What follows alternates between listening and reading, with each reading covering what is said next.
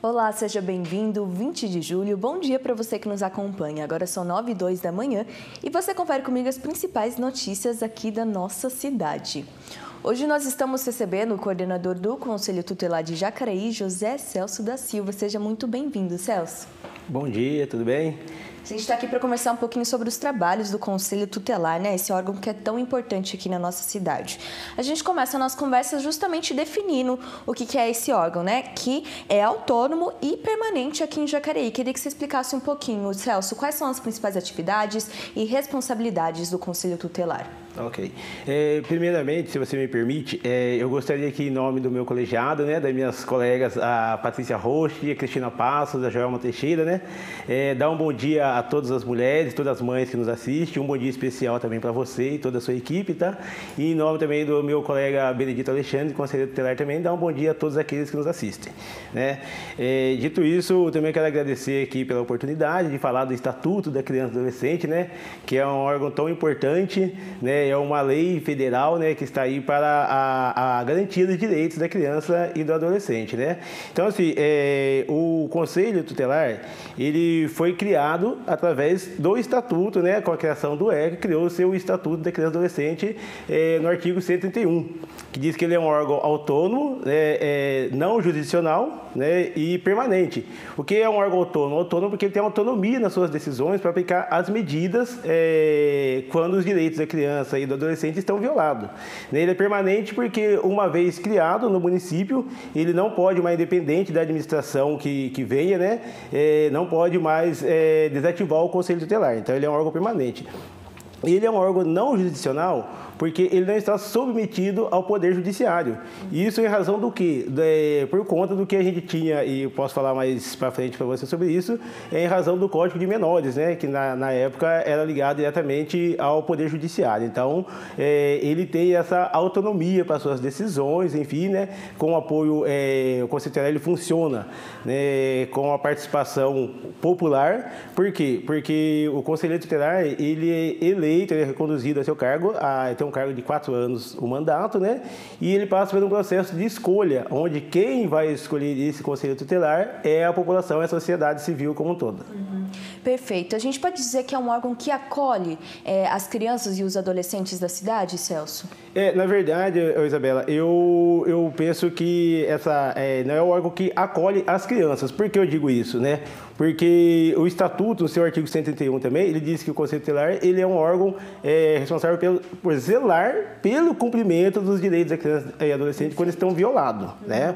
Ou seja, quando esse direito, e quem viola esses direitos? O artigo 98, ele fala que os direitos são violados por ação ou omissão do Estado, em primeiro lugar, porque o Estado é um dos maiores agentes violadores, pela falta ou omissão dos pais ou responsáveis, e em terceiro, em razão da própria conduta da criança ou do adolescente, o que eu e o nosso colegiado entende que, em razão da própria conduta, é sinal de que todos os outros dois já falharam na proteção da criança e adolescente, né? Então, ou seja, o Conselho Tutelar, ele não protege a criança, assim, não pega a criança, não é aquele que vai lá pegar a criança no colo, socorrer, nada disso. Ele garante para que a esses que têm que fazer esse serviço, o façam, porque a criança e adolescente é prioridade absoluta. Quase que fiscaliza, né, Celso? Exatamente, é um órgão fiscalizador. Perfeito. Eu queria que você explicasse um pouquinho a composição desse conselho, né? Justamente teve essa votação que elege as pessoas que vão cuidar justamente dessa fiscalização que é de suma importância aqui em Jacareí para assegurar os direitos tanto das crianças quanto dos adolescentes. Como que é a composição ali dentro desse órgão? Sim,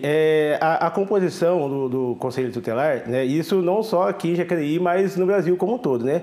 Ele é formado por 5 membros, né? E os demais, depois desse processo de escolha que eu te falei, os 5 mais votados são os titulares e os demais são os suplentes, né? Que vão cobrir esses titulares em caso de férias, né? De alguma doença ou qualquer motivo de afastamento, né? Por quê? E por que ele é formado por 5? Porque todas as decisões são tomadas em colegiado, né? Então, para que não tenha um empate nessa decisão, você tem 5 conselheiros que estão aí para poder tomar essas decisões. Perfeito. Celso, tendo em vista sobre essa questão de fiscalização, né? Como você falou, é um órgão autônomo, que é diferente, não está ligado diretamente à gestão da prefeitura, que, por exemplo, está aqui agora. Queria que você explicasse que ainda assim existem relações diretas com o poder público, né? Quais são essas relações e essas ferramentas que o poder público se se utiliza que também interfere no trabalho do Conselho Tutelar? Sim, na verdade tem uma grande ligação, né? Porque o Estatuto também ele fala que o Conselho Tutelar ele é um órgão diretamente ligado ao poder público. Né? Então tem uma ligação muito grande, né? E nesse sentido, eu posso aqui dizer você, a Secretaria da Assistência Social, por exemplo, é uma das ferramentas que diretamente é um dos órgãos que estão diretamente ligados ao Conselho Tutelar, que a gente fala que é a rede protetiva, né? E aí você tem também o CRAS, o CREAS, você tem o acolhimento institucional, você tem as ONGs também, né? As entidades não governamentais, então, ou seja, tem toda uma rede, né, de proteção de garantia de direitos que estão ligadas ao Conselho Tutelar, né? Então, ou seja, um depende do outro, cada um dentro da sua função, do seu papel, mas esses órgãos se conversam entre si no sentido de qual é a melhor política a ser aplicada para aquela violação de direitos, para aquela família que está em vulnerabilidade. Perfeito. Celso, a gente já vai conversar um pouquinho daqui a pouco sobre o aniversário do ECA, né? Que aí fez 32 anos. Peço licença um pouquinho aqui na nossa conversa. E olha só, a campanha de vacinação continua aqui no município. Embora tenha alcançado altas percentagens de primeiras e segundas doses, Jacareí encontra um desafio nos reforços da imunização. Depois de 2 anos do início da campanha de vacinação contra a Covid-19, Jacareí segue na imunização diária nas unidades de saúde da cidade. A primeira e segunda doses continuam sendo aplicadas para o público acima de 5 anos, assim como a dose reforço para os maiores de 12 anos.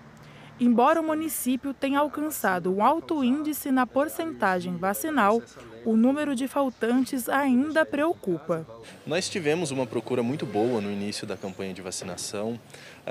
A cobertura vacinal para a primeira dose é uma cobertura elevada, porém, conforme a gente foi passando a época da Covid, né, os casos foram diminuindo, a gente também observou uma queda na procura pela vacina. Segundo a Secretaria Municipal de Saúde, as doses de reforço estão com defasagem na procura. A preocupação é com o público com comorbidades que possuem o maior risco de internação. As crianças entre 5 e 11 anos também possuem a menor cobertura vacinal na cidade. E é o público que não pode ir sozinho tomar vacina, ele precisa de um acompanhante, de um pai ou de um responsável.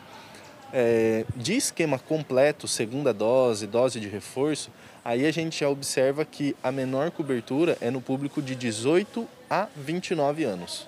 Nessa unidade de saúde, apesar da baixa demanda, a população que procura a vacina contra a Covid-19 relata a preocupação em manter a proteção de familiares e amigos. A gente tem uma menininha de 1 ano, então evita, não evita de pegar, né? Mas pega menos grave, né?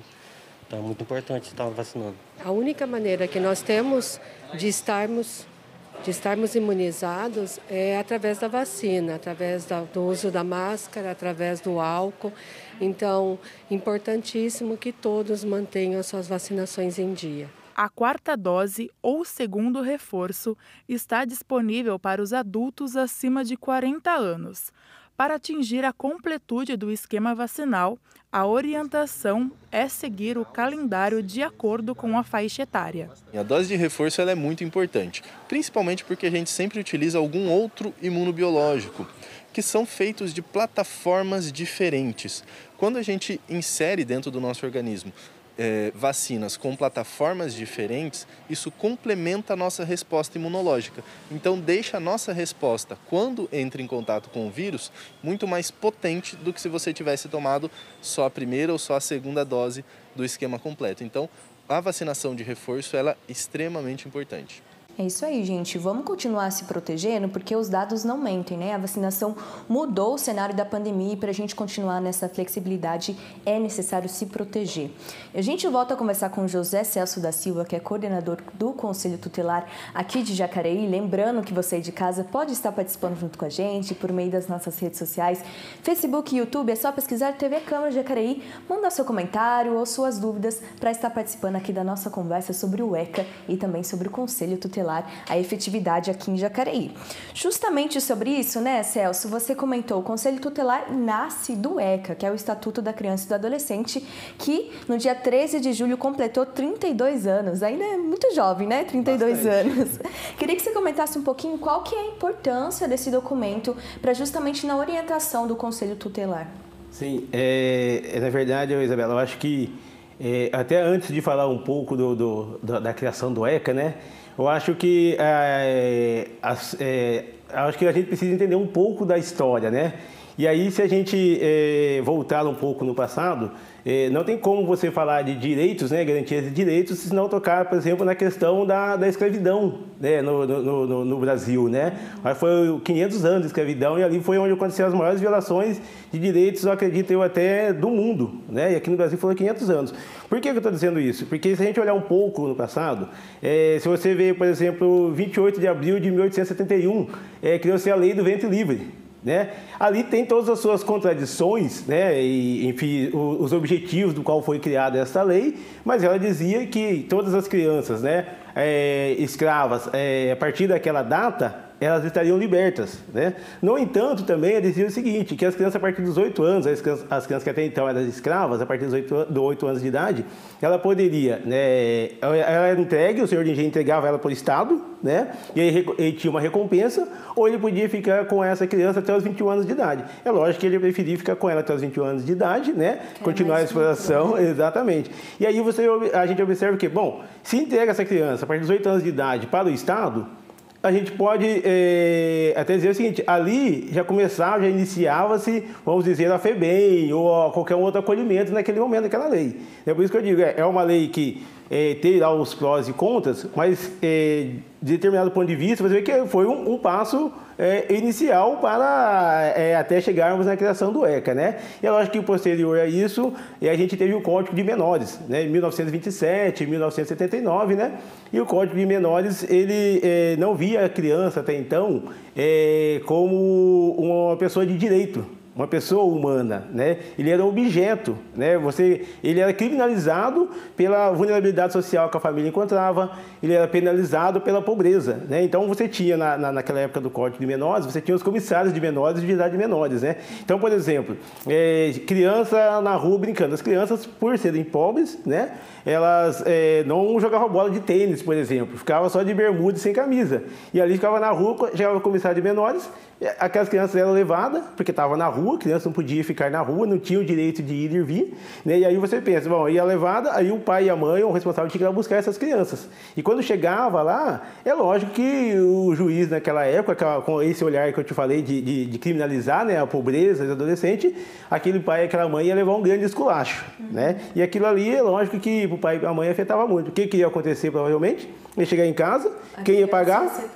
E aí essa criança não poderia voltar e chegar em algum lugar e dizer, olha, é o seguinte, eu apanhei violentamente do meu pai e da minha mãe. Por quê? Porque quem já fez isso no primeiro momento foi o próprio Estado. Então, esses problemas da criança e adolescente naquela época, a criança e adolescente, que não era criança e adolescente, era menor, né? Ele era uma tutela do Estado. Era só a responsabilidade do Estado, e o Estado, então, acabava punindo essas crianças, né? E aí, em 1988... pós-ditadura, né, com a Constituição Federal, né, e ali eu tenho a certeza que ali a criação do Estatuto da Criança e Adolescente foi um momento assim de colocar em prática a democracia tão nova, né, e colocou-se em prática. Por que eu digo isso? Porque a criação do Estatuto teve a participação de movimentos populares, de sindicatos, de partidos políticos progressistas, enfim, né? Então, assim, foi uma união de todas essas entidades, enfim, da população, para dizer o seguinte, a criança e o adolescente tem que deixar de ser objeto e tem que passar a ter direitos, né? E então ele teve um outro olhar para direito, inclusive com prioridade absoluta, né? A proteção integral. Então foi, como você falou, um estatuto novo, 32 anos de idade, né? Mas foi algo importante que mudou toda essa relação da sociedade, né? Das famílias, enfim, com a criança. Ela passou de fato a ser algo integrante, fazer parte da sociedade, de ter voz, de ser ouvida, né? E ter a prioridade nas políticas voltadas a ela. E pensar também, né, Celso, quantos futuros foram mudados por conta desse estatuto, né? Sim. Pessoas que hoje em dia são adultos, fazem parte do mercado de trabalho, são cidadãos ativos por conta desse estatuto, né? Sim, sem dúvida nenhuma, né? Porque eu acho que Eu acho não, é a certeza que se você cuidar, né, do ser humano, criança, enquanto criança, é você preparar ele para o futuro. Né? Você pode evitar uma série de coisas a partir do momento que você tem uma política voltada para ele. Né? Então, acho que, sem dúvida nenhuma, é de grande importância a criação do Estatuto. Celso, agora eu queria justamente que você explicasse um pouquinho essa diferença do Estatuto, da efetividade do Conselho Tutelar com o Código de Menores. Né? Você está falando um pouquinho sobre essa diferença do Poder Judiciário com a questão do Conselho Tutelar. Você pode explicar um pouquinho para a gente? Sim. O que acontece? Quando eu digo para você que a gente tem essa autonomia, né, nas decisões, ou seja, o Conselho Tutelar e não está mais submetido ao Judiciário. Até mesmo a criação do Estatuto foi justamente para você deixar de criminalizar a criança e o adolescente. Então, ou seja, as medidas aplicadas, né, elas podem ser aplicadas diretamente pelo Conselho Tutelar quando tem um direito violado, né, e aí são várias medidas que podem ser aplicadas, desde o encaminhamento da criança, né, para os pais responsáveis mediante uma violação de direito, com o apoio, orientação dessa família, por exemplo. Você pode encaminhar, a gente tem problemas de crianças por exemplo, com o uso de drogas, né? E você pode encaminhar elas com medidas de proteção, encaminhar para tratamento. E tem algo ainda mais importante, que o Estatuto também, no artigo 129, ele também dá as medidas para serem aplicadas também para os pais. Porque muitas vezes os pais, né, mãe, pai ou responsável, ele não consegue, né, cuidar dos filhos justamente porque ele pode estar na dependência química ou do álcool, né, ou a vulnerabilidade social, né, está desempregado, enfim, não tem o alimento para acabar sustentando seus filhos, né? Porque o artigo 22 ele fala que incumbe aos pais o dever de sustento, guarda e proteção dos filhos, né? Mas a gente sabe que na atual condições, a gente vive muitas famílias, né? Se não me engano, se eu não estiver enganado, acho que são mais de 33 milhões de pessoas, né? Na extrema pobreza, né? Enfim, passando fome. Então, isso fica muito difícil. Então, o Estado tem essa incumbência, né, de ajudar também esses pais. Então, são as medidas que a gente pode aplicar, né? É lógico que o Conselho Tutelar e o Judiciário tem assim, tem uma relação, sim, né? Mas a gente tem essa autonomia para aplicar as medidas, né? Eu acho que isso aí é algo muito importante. A criança, ela tem a proteção integral e deixou de ser vista como coisa, como objeto, né? Que eu acho que é uma das coisas mais importantes, né? Eu acho que o Estatuto, ele é um aprofundamento ou um detalhamento, posso dizer assim, do artigo 227 da Constituição brasileira, que fala que é dever da família, da sociedade e do Estado, né, assegurar com absoluta prioridade os direitos referentes à criança e adolescente. E quais são esses direitos? Direito à saúde, à educação, à alimentação, ao lazer, à cultura, ao esporte, né? E aí o Estatuto, ele vem destacando todos esses direitos um a um, né, nos seus 263 artigos. É muito interessante também, né, Celso? A gente estava comentando um pouquinho sobre como a mãe, uma mulher grávida, já também entra no Estatuto, né? E isso é fundamental para justamente falar isso, né? O processo de também acolher os responsáveis para que justamente seja assegurado esses direitos das crianças e dos adolescentes. Sim, isso aí eu acho que é uma das, entre tantos outros artigos, eu acho que esse aí também é um dos mais importantes, né?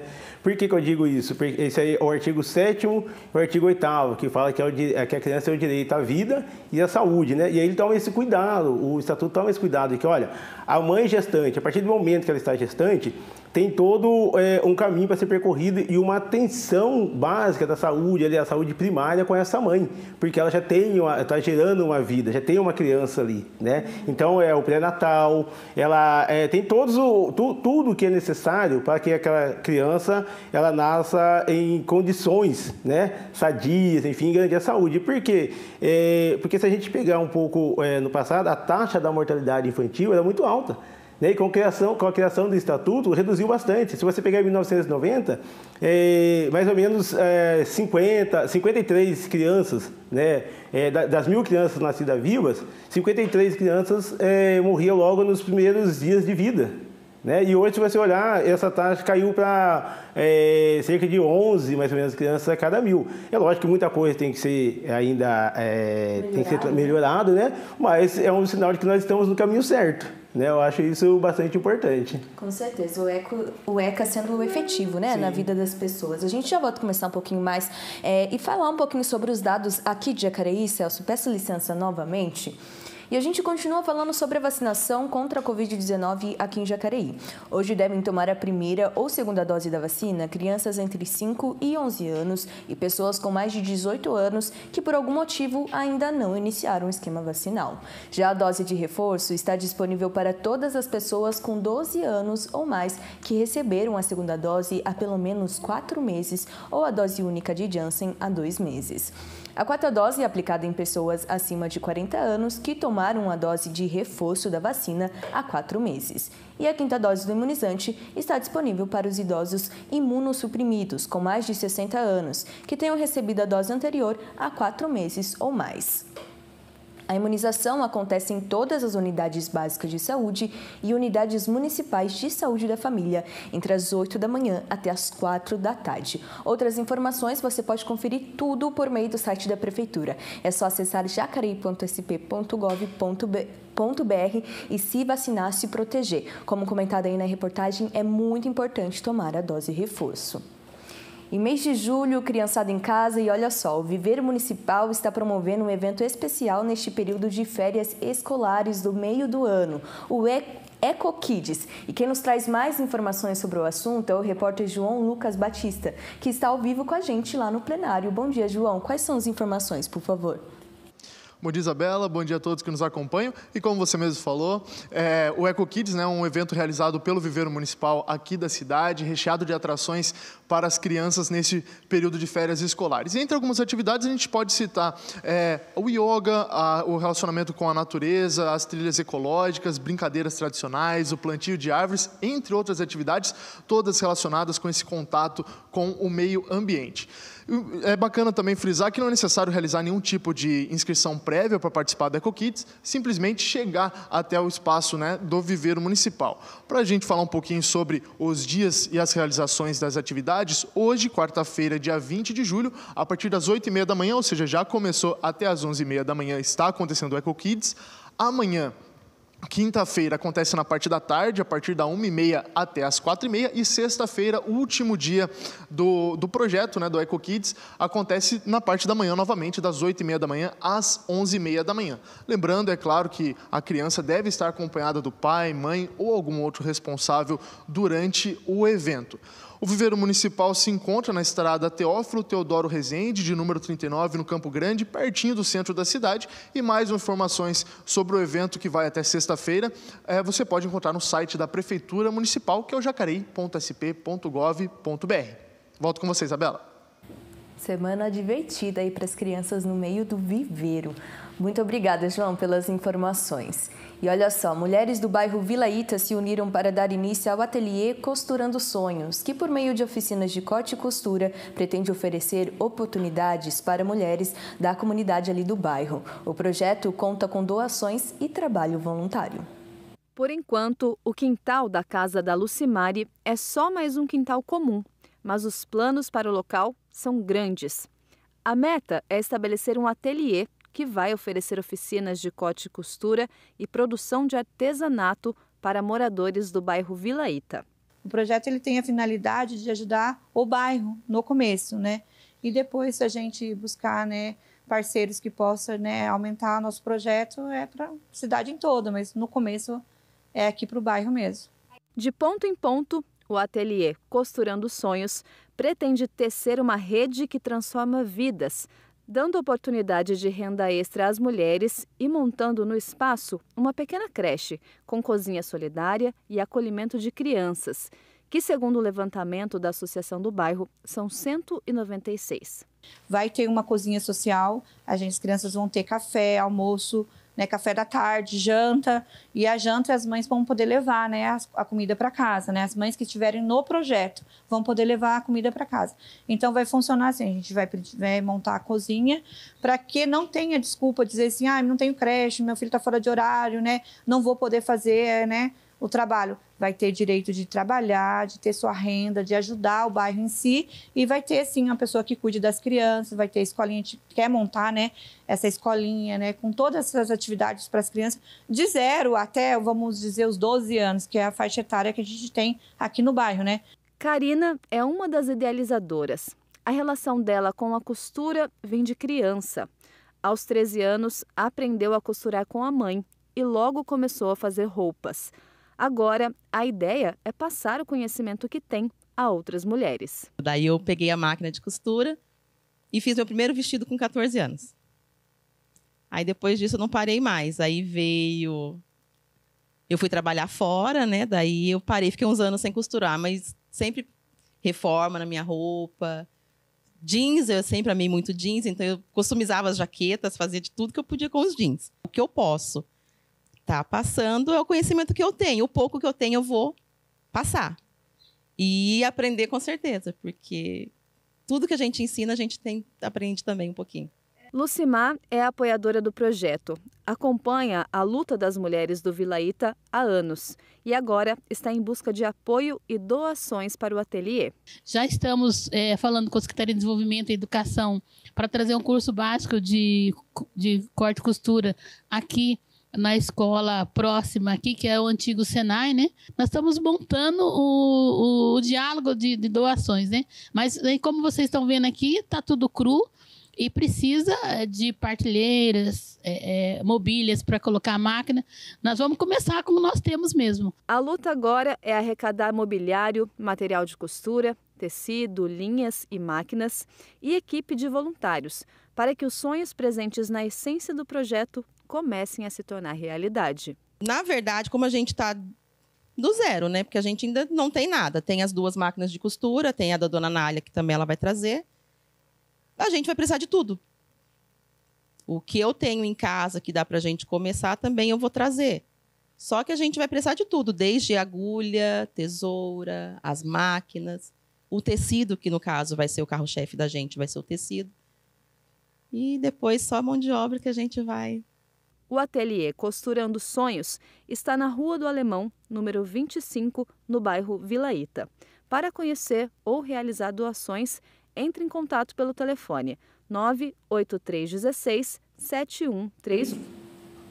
Inspirador, né, a história. Essas mudanças começando com pequenas ações. Então, tá aí o contato, né, para quem puder doar para esse projeto. É só entrar em contato com o telefone e toda a informação que tá ali na reportagem para estar podendo ajudar esse projeto maravilhoso. E a gente volta a conversar com o José Celso da Silva, que é coordenador do Conselho Tutelar de Jacareí. Celso, agora a gente traz um pouquinho dos dados aqui da nossa cidade, né? O Conselho Tutelar em 2021 teve em torno de 1.087 notificações, 972 violam os direitos da criança e do adolescente, sendo 616 são vítimas do sexo feminino e 472 do sexo masculino. 629 vítimas são da faixa etária de 10 a 17 anos. Em cima disso, Celso, eu queria que você comentasse, desse um panorama sobre a situação aqui de Jacareí em relação às infrações dos direitos das crianças e dos adolescentes. Isabela, primeiro, só se você me permite, eu gostaria de fazer 2 observações aqui, né? Você me perguntou sobre as ferramentas, né, que o Conselho Tutelar acaba utilizando, e eu esqueci aqui de citar as escolas, né, que a escola é uma grande parceira do Conselho Tutelar, porque todas as violações de direitos, né, quem tem o primeiro contato com essas violações de direito, ou a maioria dos contatos, são as escolas, né, onde as crianças passam o maior tempo, né. E aí também eu não posso deixar aqui de falar aqui sobre, a gente viu aqui essa matéria, né, sobre a vacinação, e o Estatuto da Criança e Adolescente, também no artigo 14, ele fala, né, que o SUS ele vai promover, né, campanhas, promoções para vacinação, né? E dentro do artigo 14 também, ele fala da obrigatoriedade da vacinação para criança e adolescente dentro daquilo colocado pela vigilância sanitária, né? As vacinas, enfim, que são aprovadas pela vigilância sanitária, né? E a gente tem visto ultimamente uma grande negação, né, no que diz respeito à vacinação. E aí não é só da Covid, né? A gente tem dados que a pesquisa vai apontar que esse número de vacinação em relação a criança e adolescente caiu e muito, né? Onde era 85%, agora está 60%, como por exemplo sarampo, enfim, meningite, uma série de doenças que tinham sido erradicadas, paralisia infantil, por exemplo, né? E tem voltado justamente por conta dessa política de negação de vacina, né? E isso é muito sério, né? E é uma responsabilidade dos pais, né, garantir esses direitos da criança, do adolescente, dos seus filhos em si. Então, assim, eu estou dizendo isso para dizer que é uma obrigatoriedade, né? E os pais têm que ser chamados para essa responsabilidade, né? Reforçar, né? A vacinação sim, é direito da criança. Sim, independente de qualquer vacina, porque isso aí já tinha sido erradicado no país e agora tem voltado novamente por conta dessas políticas de negação, né? Mas, respondendo aí agora a sua pergunta, né? Eu penso que a gente tem todas essas estatísticas e a gente está fazendo agora, junto com o CMDCA, né, um trabalho, um diagnóstico, né, até para que eu possa, da próxima vez, responder para você com mais precisão, né, essas violações de direitos da criança e adolescente, né. Mas, enfim, você tem aí violações de todos os tipos. A maioria, por exemplo, que chega no Conselho Tutelar é de negligências, né.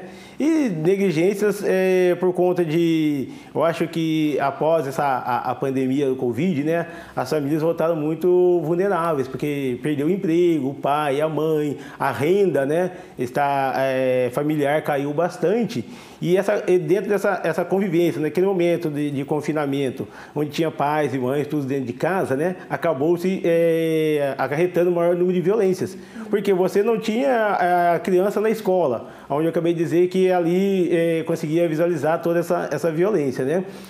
Você tem o pai ou a mãe ou qualquer outro responsável naquelas condições ali de receber apenas um auxílio ou uma ajuda, não tem um emprego em si, que é o que dignifica a pessoa, né? Então não tem mais meu salário e tal, e as crianças tudo correndo, a criança também confinada, não podendo brincar, não podendo ter contato com outros, né? Então você teve bastante negligência de violência mesmo, né? De estresse. Exatamente, aí não o acúmulo de estresse, junto também com eles veio o acúmulo de violações de direitos, né? Porque aí criança apanha do pai, apanha da mãe, enfim, aí o pai está em casa sem fazer nada, acaba bebendo, né, e vai gerando todas essas violências, né? Então, se a gente tem acho que os maiores casos de negligência mesmo, de negligência, de abandono, por exemplo, agora acabou a pandemia, mas a gente tem um número muito grande lá, a gente tem recebido ultimamente, de evasão escolar, por exemplo, de crianças que não voltaram para a escola. Né? E aí, somado a isso, você tem uma outra conversa, né? Que não necessariamente uma outra conversa de que meu filho vai aprender em casa. Que isso também é terrível, né? Mas é algo que está vindo por aí também, né? Então, é algo muito ruim. Então, você tem essas negligências, enfim, mas com esse trabalho que está sendo feito pelo CMDCA, Conselho Tutelar e os outros órgãos da rede protetiva, né, a gente pensa que até o final desse ano a gente vai ter um diagnóstico mais aprofundado. Quais são os tipos de violações de direito? Quais são os setores que mais têm violação de direitos? Zona Oeste, Zona Leste, Zona Sul, enfim, né? Para que você tendo esse diagnóstico em mão, fica muito mais fácil você apresentar qual é a política que tem que chegar naquele setor, qual é a falta de políticas públicas e o que tem que chegar ali. Por exemplo, hoje eu posso dizer para você, dentro das violações de direito, a gente vê que as crianças e adolescentes, eles hoje estão muito ociosos porque você não tem, por exemplo, de uma forma mais efetiva, não que não tenha no município, mas não está tão próximo, assim, eu vejo, das crianças e adolescentes, questão, por exemplo, da cultura, da cultura do esporte, por exemplo. Né? Você tem, no município tem esporte, mas é ainda muito centralizado. Né? Então, ou seja, essas crianças que estão mais afastadas, adolescentes que estão na periferia, eles são adolescentes e crianças que têm um certo talento, mas que não é trabalhado, não é desenvolvido, porque a gente está falando de vulnerabilidade social. Né? Nós estamos falando de famílias que estão sem renda, né? Que estão sobrevivendo com auxílio. Né? Então, como que essa família vai conseguir pegar essa criança e se deslocar até o centro da cidade, por exemplo? Né? Aí, a partir desse diagnóstico, a gente vai conseguir dizer, olha, é o seguinte, a política para esse bairro tem que ser essa, aqui vai acabar ou minimizar, o ideal seria acabar, né? Mas vai minimizar a violação de direitos. Né? Então, acho que isso é muito importante, esse diagnóstico que está sendo feito pelo CMDCA, né, pela presidente Lisandra, né, e os demais agentes da rede, eu acho que isso aí é de grande importância, que Jacareí acredito eu que vai dar um salto muito importante nesse sentido, na política voltadas para criança e adolescente. O mapeamento é um processo fundamental em qualquer ferramenta do poder público, Exatamente. né, Celso? Exatamente. A gente já volta a conversar um pouquinho mais sobre essa questão do Conselho Tutelar. Peço licença novamente. Nós vamos para um rápido intervalo e no próximo bloco você confere mais notícias sobre a nossa cidade, informações sobre a 4ª edição do Gestoras da Moda e vai saber atualizações sobre a revisão do plano diretor. A gente volta daqui a pouco.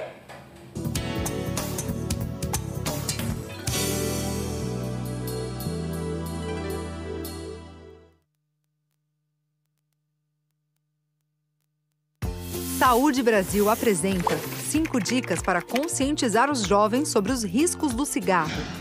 Os jovens são muito vulneráveis às mudanças do mundo e querem mais experimentar. Mas quando o assunto é cigarro, não vale a pena. Vamos às 5 dicas? Dica 1. A maioria dos fumantes começa na adolescência. Portanto, converse com o jovem o quanto antes, pois o melhor é evitar o primeiro cigarro. Dica 2. Se o jovem já fuma, descubra os motivos e trabalhe formas de apoiá-lo a parar de fumar. Geralmente, os adolescentes começam por curiosidade e recreação, influenciados por amigos e ídolos. Dica 3. Assim como os adultos, os adolescentes também recorrem aos cigarros quando passam por situações desagradáveis. Nessas horas, o apoio familiar é ainda mais importante. Dica 4. Locais que lembram o cigarro são gatilhos que devem ser evitados. Troque bares, baladas e até festinhas de amigos fumantes por momentos de atividade física, por exemplo. Dica 5. Não deixe o adolescente cair em modismos. Uma sessão de narguile pode ser o mesmo que fumar mais de 100 cigarros. E os cigarros eletrônicos também causam dependência e fazem muito mal à saúde. Lembre-se, os jovens não precisam do cigarro para se sentirem bem. Para saber mais, acesse o site www.gov.br/saúde/Saúde Brasil.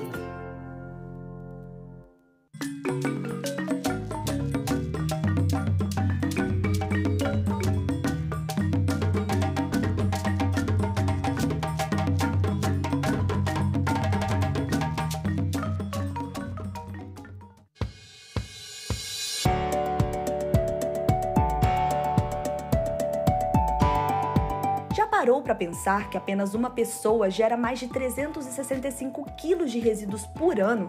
E que os resíduos que poluem nossos mares e rios são predominantemente itens que consumimos em casa?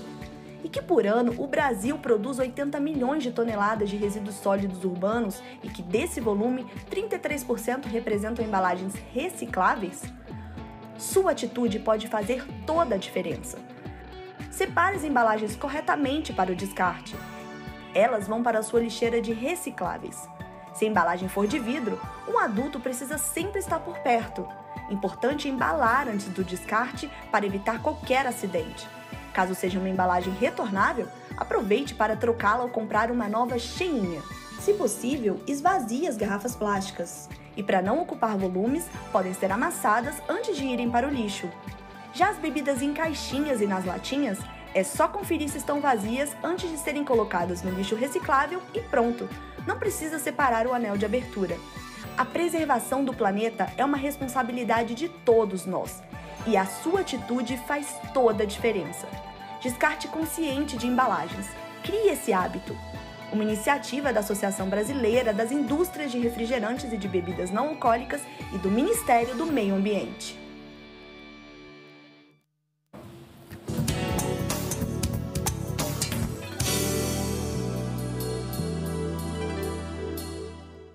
Estamos de volta e a gente continua a nossa conversa com o coordenador do Conselho Tutelar de Jacareí, José Celso. Antes disso, a gente traz aqui alguns comentários do nosso chat ao vivo. A gente tem o perfil CapPM Souza. Oi, a minha professora de Educação Física, Juliana. Provavelmente algum personagem aí da reportagem. E tem também a Cláudia Carrara. Bom dia para você, Cláudia. Boa quarta-feira para todos nós. E a gente volta a conversar aqui com o José Celso sobre a questão do Conselho Tutelar. Celso, queria que você comentasse em cima disso, a gente trouxe alguns dados do período de 2021 em relação às denúncias no Conselho Tutelar de Jacareí. Quais são as principais causas que você acredita que ainda cria essa persistência da violência contra a criança e adolescente e das infrações dos direitos desse público? Sim, eu penso, Isabela, que primeiro eu acho que é a falta de informação, né? Eu acho que a gente está falando aqui da criação do ECA, dos seus 32 anos de vida já do ECA, mas eu acho que falta ainda para para a população, de uma forma geral, esse entendimento de que a criança, né, e o adolescente eles são cidadãos de direitos e logo esses direitos têm que ser respeitados. Né? Eu acho que essa falta de informação acaba muitas vezes, a gente vê, por exemplo, pai e mãe que tem batido no filho como uma forma de correção, por exemplo, né? Não, eu agredi, mas para corrigir, porque dá muito trabalho, enfim, né? E o Estatuto ele fala sobre isso, né? Que é proibida qualquer forma de violência, né, contra criança e adolescente. Então, acho que a falta de informação é uma das causas. Mas também eu penso que essa falta, essa efetivação das políticas públicas, como a gente acabou de falar, né? Eu acho que se a criança não tem um esporte, não tem um lazer, o que eu acho que além dessa agressão que eu mencionei aqui, dessa violência sofrida dentro de casa, eu acho que a violência do Estado, a violação de direitos por parte do Estado, essa é bem maior. Né? Porque quando você tem informação, quando você tem políticas públicas efetivas voltadas para a criança e adolescente, automaticamente, tanto ela quanto a família, essas violências vão cessar. Né? Então, assim, eu não quero aqui penalizar apenas os pais e as mães, porque a gente sabe que tem a violação maior por parte do Estado, né? E precisa criar-se essas políticas, de uma forma muito mais efetiva, né? Debater muito mais com a sociedade, entender melhor o que essas crianças, o que a criança e os adolescentes estão pedindo. Né? Eles têm que ser ouvidos, né? Tem que ter esse espaço para eles, para que eles possam falar, olha, a gente quer, porque muitas vezes as políticas voltadas para a criança e adolescente não parte da criança e do adolescente. Né? E eu acho que isso é importante, eu acho que essas políticas, a informação, é uma série de coisas que devem ser feitas para que possa cessar essa violação de direitos. Né? Então, eu acho que a gente tem um caminho muito longo para percorrer ainda, né? Acho que bastante ainda, na verdade, embora teve avanços, mas eu acho que esses são alguns dos motivos que acaba ainda tendo essa violação de direito, né? Mas como eu disse para você, eu acho que quando a gente tiver esse diagnóstico, né, eu acho que a gente não só vai precisar melhor, como também umas políticas mais avançadas nesse sentido. Celso, eu acho que entender também, né, que a criança e o adolescente, principalmente, são pessoas ainda em formação. Então, o quanto isso interfere, né? A gente estava assistindo agora uma reportagem ali da Rede Federal, essa influência mesmo que o jovem passa. E talvez não só culpabilizar, né? Entender que é um processo de formação mesmo que o adolescente está passando, né? Sim, exatamente. Eu acho que isso é muito importante, né? Esse processo de formação. Eu estava, inclusive, lendo, né, rapidamente assim, e eu vi uma matéria onde diz o seguinte, que a gente tem essa questão de muitas vezes falar assim, não, é o pai ou a mãe, enfim, a sociedade, a criança está assim, mas é uma fase que vai passar, né? É parte da adolescência. E ele diz assim, não necessariamente não é. Porque cada criança, cada adolescente, né, ele tem a sua família, ele tem o seu modo de ser, né? Nem todos os adolescentes que estão entre 13, 14, 15 anos, por exemplo, vai fazer algo errado, né? Seja lá o que for, enfim, né? Porque isso aí também vem da convivência familiar, mas eles têm processo de formação e isso tem que ser compreendido também, né? Não pode ser penalizado por conta disso, né? Tanto pelos pais quanto pelo poder público, né, Celso? Exatamente. A gente já volta a conversar um pouquinho para entender como que faz uma denúncia, caso a gente observe alguma infração dentro da questão do ECA. Sim. Peço licença novamente. E olha só, durante esta semana, até o dia 22 de julho, a Prefeitura de Jacareí, por meio da Secretaria de Infraestrutura, segue com os trabalhos de recomposição asfáltica, que são os tapas-buracos, nos bairros Cidade Nova Jacareí e Nova Esperança e também no Jardim Flórida, que vai receber a recomposição de pavimento articulado nas vias com bloquetes. A Rua Capitão João José de Macedo, na região central, também recebe obras de recapeamento. Bairros como Cidade Salvador e Parque Meia Lua receberão trabalhos de iluminação. Você pode conferir o cronograma completo dos trabalhos no site da Prefeitura e acompanhar aí todas essas obras na mobilidade urbana de Jacareí. E o documento municipal que define o planejamento urbano da nossa cidade entra para a terceira fase. Agora, o plano diretor passa pelo processo de eleição dos delegados, representantes civis que irão votar nas propostas finais dessa lei. O documento municipal Plano Diretor está avançando. Agora, a lei que é construída por meio da participação popular e do Executivo passa para a terceira fase, onde munícipes propõem alterações nas medidas que definem o planejamento urbano de Jacareí para os próximos 10 anos. A gente fez 26 leituras comunitárias. Agora a gente vai fazer 26 oficinas nos mesmos locais. Como que funcionam as oficinas? Elas começam com uma capacitação, né? Então as pessoas precisam entender ao certo o que é plano diretor. Então tem de 30 a 40 minutos de capacitação, onde não só as pessoas vão entender mais a fundo o que é plano diretor, mas também vão entender como se formula uma proposta de revisão de plano diretor. Então a gente vai nesse sentido de mostrar à população o que é o plano diretor, qual foi o resultado da leitura crítica, do diagnóstico que foi feito, como se propõe e receber essas propostas. Atualmente, Jacareí segue o plano diretor de 2003. Foi somente em 2020 que o processo de elaboração do novo documento foi iniciado, a partir da fase preparatória, que envolveu a eleição do Conselho Gestor, grupo de representantes civis.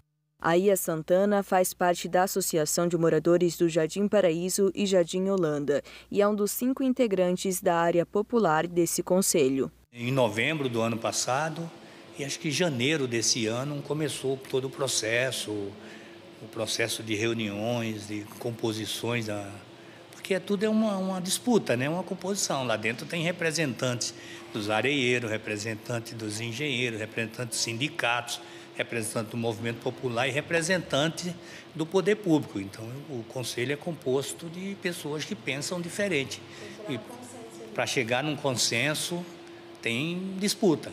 A segunda fase contou com as leituras comunitárias nos bairros da cidade. Em parceria com a Univap, Universidade do Vale do Paraíba, foi desenvolvida uma síntese diagnóstica com base na escuta dos moradores. No total, 788 pessoas estiveram presentes nas leituras comunitárias, o que representa 33 participações a cada grupo de 10 mil habitantes. E no questionário online, obteve-se 249 respostas dos munícipes. Qual que tem sido os temas mais levantados dentro das oficinas? Infraestrutura, macrodrenagem, sobretudo, mobilidade urbana e questões sociais, como saúde e educação. Então, esses macrotemas, eles também permeiam o plano diretor. O grande desafio da equipe do plano diretor é transformar esses problemas que vão gerar proposições em algo que seja uma proposta de lei factível e que, de fato, traga para a cidade um desenvolvimento sustentável, minimizando esses problemas que são problemas históricos que não vão ser resolvidos num curto espaço de tempo. Agora, a terceira fase retorna com os resultados recolhidos a fim de encontrar novas melhorias na lei em desenvolvimento. Nessa etapa, também serão eleitos 390 delegados, representantes civis que irão votar nas propostas de revisão. O documento será finalizado até a Conferência da Cidade, anteriormente prevista para o dia 20 de agosto, mas agora adiado para depois das eleições políticas. Em seguida, o documento Plano Diretor de 2022 será encaminhado à Casa Legislativa. A gente acha que vai conseguir fazer um documento que vai amenizar a situação da população. Esperamos isso, né? A gente não sabe depois quando vir para a Câmara, porque a Câmara não participou de nada, os vereadores não participaram das reuniões, das 26 reuniões, só 3 vereadores participaram. No Meia-Lua foram os 2 do Meia-Lua e o Edgar Sazak, que tem acompanhado mais as plenárias. Os outros acho que não se interessam, mas são eles que vão votar. Então, se eles não acompanharem, não ver o que as pessoas estão querendo, o que as pessoas estão discutindo, como é que vão votar? É possível ter acesso às análises técnicas, participar das oficinas do Plano Diretor e acompanhar o calendário do projeto por meio do site da Prefeitura, jacareí.sp.gov.br/Plano Diretor. Lembrando que as inscrições para os delegados regionais e técnicos estão abertas até o dia 29 de julho. Então, para quem tem interesse em estar participando da elaboração desse documento, é só entrar no site da Prefeitura e acessar a aba do Atende Bem para se inscrever. E o Tiro de Guerra, como parte das comemorações dos seus 105 anos em Jacareí, realiza no período de 19 a 22 de julho a campanha Dê um Tiro na Fome. O objetivo é arrecadar alimentos não perecíveis, material de higiene e limpeza para doação às famílias carentes aqui da nossa cidade. As doações podem ser realizadas nos supermercados Chibata, da região do São João, ou na unidade da Barão, no horário das 4 da tarde até as 19 horas. E no quartel do TG, localizado na rua Nenê Namura Abib, número 156, no Jardim Paulistano, das 6 horas da manhã até as 4 horas da tarde. E a gente volta a conversar com José Celso da Silva, que é coordenador do Conselho Tutelar aqui de Jacareí. Celso, queria que você comentasse agora, só para finalizar a nossa conversa. Conhece alguma criança, alguma criança que está passando por infrações dos seus direitos que são segurados dentro do Estatuto? Como que eu posso realizar uma denúncia? Qual que é o caminho para chegar até o Conselho Tutelar e assegurar esse direito da criança e do adolescente? Sim, na verdade a gente tem alguns mecanismos para que possa ser feita a denúncia, né? Por exemplo, você tem o Disque 100, que é o Direitos Humanos, né, que é do governo federal, onde você pode fazer a denúncia, e essas denúncias serão encaminhadas para o Conselho Tutelar.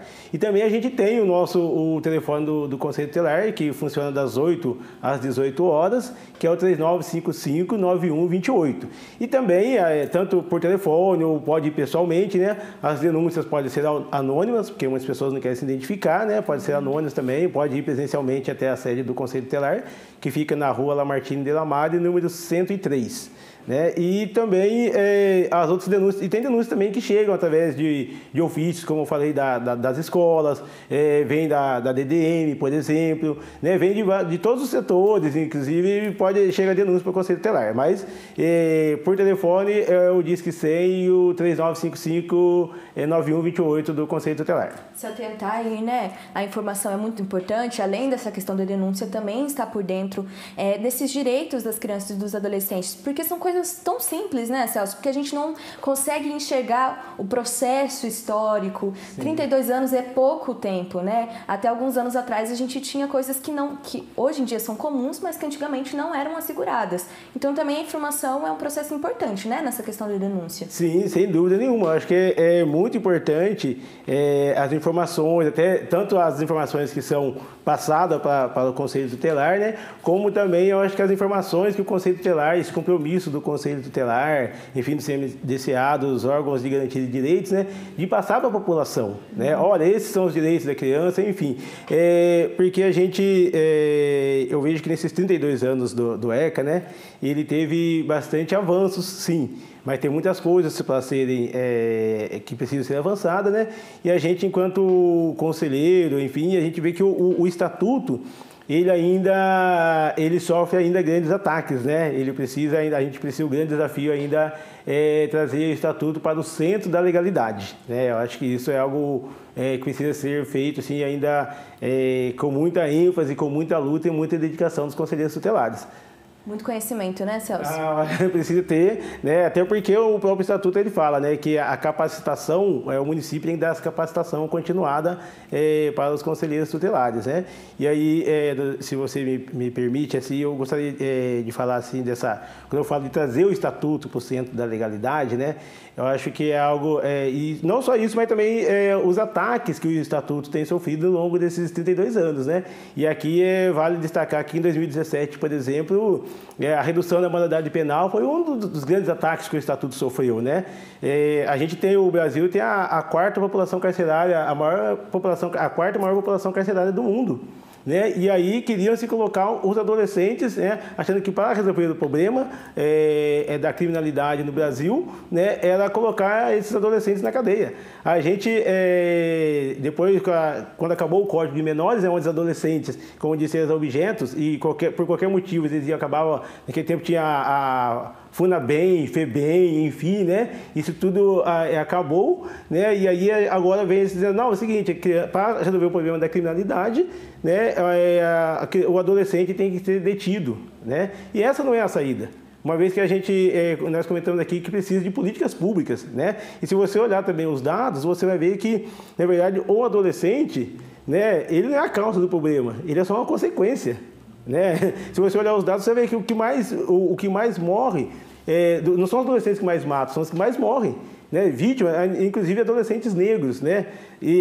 Vítima da polícia, morre de fome. Então, assim, eu acho que precisa ter esse olhar, né? Foi um ataque muito grande, né, em relação ao Estatuto da Criança e Adolescente, aos direitos da criança, mas o Estatuto e a sociedade civil organizada que lutou por esse Estatuto conseguiu defendê-lo muito bem. Embora, até porque esses ataques têm o apoio também do atual presidente da República, né? Que ele dizia o seguinte, não, o Estatuto da Criança e Adolescente tem que ser rasgado e jogado no lixo. Essas são as palavras dele, né? Então, para você ver, é um ataque muito forte que o Estatuto sofreu, né? Mas a sociedade organizada acabou conseguindo aí garantir os direitos da criança e adolescente. Não é só uma questão de opinião, né? É uma questão de conhecimento legal da Constituição. Exatamente, sim, exatamente. Celso, muito obrigada pela sua presença. É muito importante conversar sobre isso, esclarecer essas questões dos direitos para as crianças e para os adolescentes que são cidadãos em formação, né? Como a gente estava comentando aqui, é fundamental. Muito obrigada pela sua presença. Eu agradeço a você, Isabela, quero aqui dar um abraço aqui também aqui a toda a sua equipe também, que sempre me tratou muito bem, né, com o maior carinho e atenção aí, agradeço. Muito obrigado e em nome das colegiadas, estamos à disposição aí para quando vocês quiserem nos convidar, tá bom? Ótimo. Qualquer coisa também só ligar no telefone do Conselho Tutelar em caso de denúncias, né, Celso? Exatamente. Muito obrigada. A gente fica por aqui, ao meio-dia você confere a reprise desta edição do Bom Dia e pode acompanhar todas as reportagens produzidas por nossa equipe por meio das redes sociais. Se cuide, até mais, boa quarta-feira para você.